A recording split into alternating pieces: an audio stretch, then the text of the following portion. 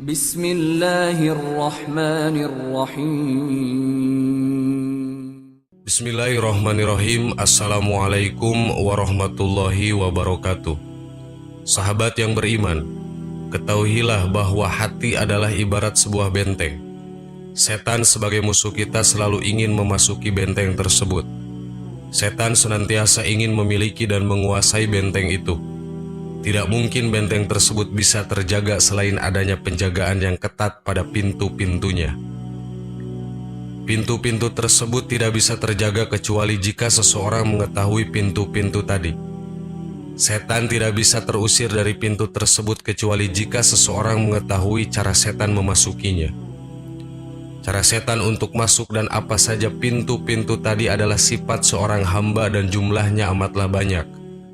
Dan inilah pintu-pintu yang merupakan pintu terbesar yang setan bisa memasukinya. Pintu pertama. Ini adalah pintu terbesar yang akan dimasuki setan, yaitu hasud atau dengki dan tamak. Jika seseorang begitu tamak pada sesuatu, ketamakan tersebut akan membutakan, membuat tuli dan menggelapkan cahaya kebenaran, sehingga orang seperti ini tidak lagi mengenal jalan masuknya setan. Begitu pula jika seseorang memiliki sifat hasud, setan akan menghias-hiasi sesuatu seolah-olah menjadi baik sehingga disukai oleh syahwat, padahal hal tersebut adalah sesuatu yang mungkar. Pintu kedua. Ini juga adalah pintu terbesar, yaitu marah. Ketahuilah, marah dapat merusak akal. Jika akal lemah, pada saat ini tentara setan akan melakukan serangan dan mereka akan menertawakan manusia. Jika kondisi kita seperti ini, minta perlindunganlah pada Allah. Rasulullah SAW bersabda, "Idza ghadaba ar-rajulu faqala a'udzu billahi syakana ghadabahu." Jika seseorang marah, lalu dia mengatakan a'udzu billah, aku berlindung pada Allah, maka akan redamlah marahnya. Syekh Al-Albani mengatakan bahwa hadis ini sahih. Pintu ketiga, yaitu sangat suka menghias-hiasi tempat tinggal, pakaian dan segala perabotan yang ada. Orang seperti ini sungguh akan sangat merugi karena umurnya hanya dihabiskan untuk tujuan ini. Pintu keempat, yaitu kenyang karena telah menyantap banyak makanan.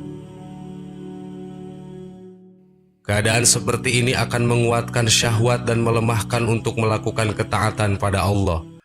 Kerugian lainnya akan dia dapatkan di akhirat sebagaimana dalam hadis, fa inna aksarohum siba'an fid dunya atwaluhum ju'an yaumal qiyamah. Sesungguhnya orang yang lebih sering kenyang di dunia, dialah yang akan sering lapar di hari kiamat nanti. Hadis riwayat Tirmizi. Pintu kelima, yaitu tamak pada orang lain. Jika seseorang memiliki sifat seperti ini, maka dia akan berlebih-lebihan memuji orang tersebut, padahal orang itu tidak memiliki sifat seperti yang ada pada pujiannya. Akhirnya dia akan mencari muka di hadapannya, tidak mau memerintahkan orang yang disanjung tadi pada kebajikan dan tidak mau melarangnya dari kemungkaran. Pintu keenam, yaitu sifat selalu tergesa-gesa dan tidak mau bersabar untuk perlahan-lahan. Padahal terdapat sebuah hadis dari Anas, di mana Rasulullah SAW bersabda, "At-ta'ani minallah wal ujlatu minasyaiton." Sifat perlahan-lahan atau sabar berasal dari Allah, sedangkan sifat ingin tergesa-gesa itu berasal dari setan. Hadis riwayat Abu Ya'la. Pintu ketujuh, yaitu cinta harta. Sifat seperti ini akan membuat berusaha mencari harta bagaimanapun caranya. Sifat ini akan membuat seseorang menjadi bakhil atau kikir, takut miskin dan tidak mau melakukan kewajiban yang berkaitan dengan harta. Pintu kedelapan, yaitu mengajak orang awam supaya ta'assub atau fanatik pada mazhab atau golongan tertentu. tidak mau beramal selain dari yang diajarkan dalam madhab atau golongannya. Pintu kesembilan, yaitu mengajak orang awam untuk memikirkan hakikat atau kaifiah zat dan sifat Allah yang sulit digapai oleh akal mereka, sehingga membuat mereka menjadi ragu dalam masalah paling urgent dalam agama ini, yaitu masalah akidah. Pintu ke-10, yaitu selalu berburuk sangka terhadap muslim lainnya.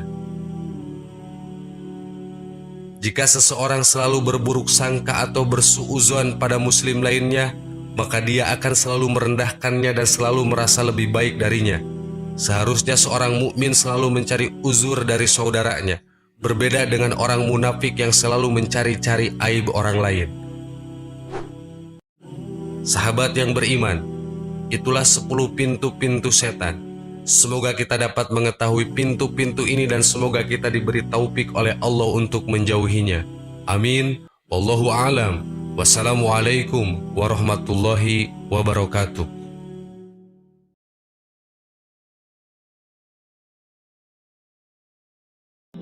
Bismillahirrahmanirrahim. Assalamualaikum warahmatullahi wabarakatuh. Sahabat yang beriman, setan adalah musuh nyata manusia yang akan selalu menggoda kepada jalan yang sesat. Mereka akan melakukan berbagai cara agar keturunan Nabi Adam alaihissalam bersamanya ke neraka pada hari kiamat kelak. Setiap saat setan melakukan siasat jitu untuk menggoda manusia. Waktunya dihabiskan untuk membuat manusia melupakan Allah Subhanahu wa Ta'ala.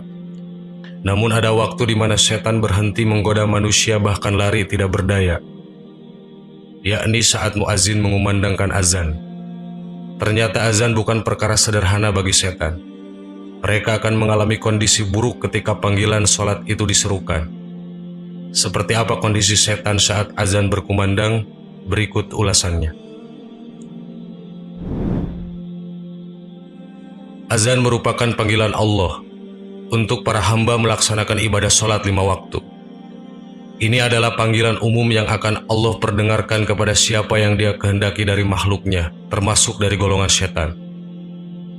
Saat azan dikumandangkan, setan melarikan diri bahkan sampai terkentut-kentut untuk menghindari diri dari mendengarkan azan. Mereka begitu takut mendengar seruan tersebut. Apabila panggilan sholat atau azan dikumandangkan, maka setan akan lari sambil kentut hingga dia tidak mendengarkan azan lagi. Hadis riwayat Bukhari dan Muslim. Apabila panggilan sholat dikumandangkan, maka setan akan lari terbirit-birit sambil terkentut-kentut hingga tak lagi mendengar suara azan tersebut. Hadis riwayat Darimi. Syekh Majdi Abdul Wahab Al-Ahmad dalam Syarah Husnul Muslim mengatakan, setan menganggap bahwa azan merupakan sesuatu yang begitu besar dan sangat menakutkan. Ketakutan dan ketegangan yang dialami menyebabkan persendian menjadi kendur, sehingga tidak bisa menguasai dirinya. Saluran seni dan kotoran menjadi terbuka, hingga bisa mengompol atau terkentut. Lalu mengapa setan begitu ketakutan ketika mendengar azan? Pasalnya seruan azan berisi kalimat tauhid dan syiar-syiar Islam. Azan adalah suara keras yang berisi zikrullah azza wa jalla dan hal itu menyakitkan bagi setan. Ketika itu mereka putus asa sehingga lari dan menjauh dari manusia. Ketika mendengar seruan kebaikan ini, setan dibebani kewajiban untuk meyakini dan menjalankan kandungan seruan kebaikan tersebut. Alasan lain yang membuat setan lari terbirit-birit adalah mereka tidak mau menjadi saksi atas muazin yang mengumandangkan azan. Nabi Muhammad SAW dalam sabdanya mengatakan bahwa semua benda baik kering maupun basah nantinya akan menjadi saksi bagi muazin yang mendapat keutamaan pada hari kiamat. Tidaklah azan didengar oleh jin dan manusia, batu dan pohon kecuali mereka akan bersaksi untuknya. Hadis riwayat Abu Ya'la. Namun jangan senang dulu, karena setelah azan selesai setan akan kembali lagi dengan cepat menggoda manusia. Maka apabila azan telah selesai dikumandangkan, ia akan kembali. Dan apabila iqomah dikumandangkan, setan akan segera berpaling.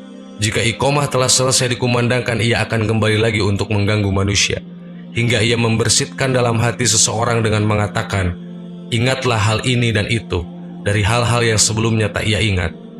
Abu Muhammad berkata, Suwiba maksudnya adalah didirikan, hadis riwayat Darimi. Jadi setelah mendengar azan, umat Islam sebaiknya langsung bergegas mendirikan sholat. Hal ini untuk menghindari godaan setan yang lebih dahsyat lagi. Sahabat yang beriman, itulah waktu di mana setan berhenti menggoda manusia. Semoga Allah Subhanahu wa Ta'ala melindungi kita semua dari godaan dan hasutan setan laknatullah. Amin. Wallahu a'lam. Assalamualaikum warahmatullahi wabarakatuh.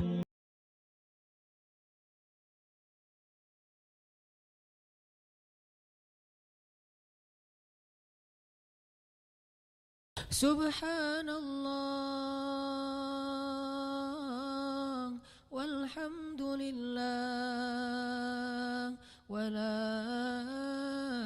ilaha illallah wallahu akbar. Subhanallah walhamdulillah wala ilaha illallah wallahu akbar. Subhanallah.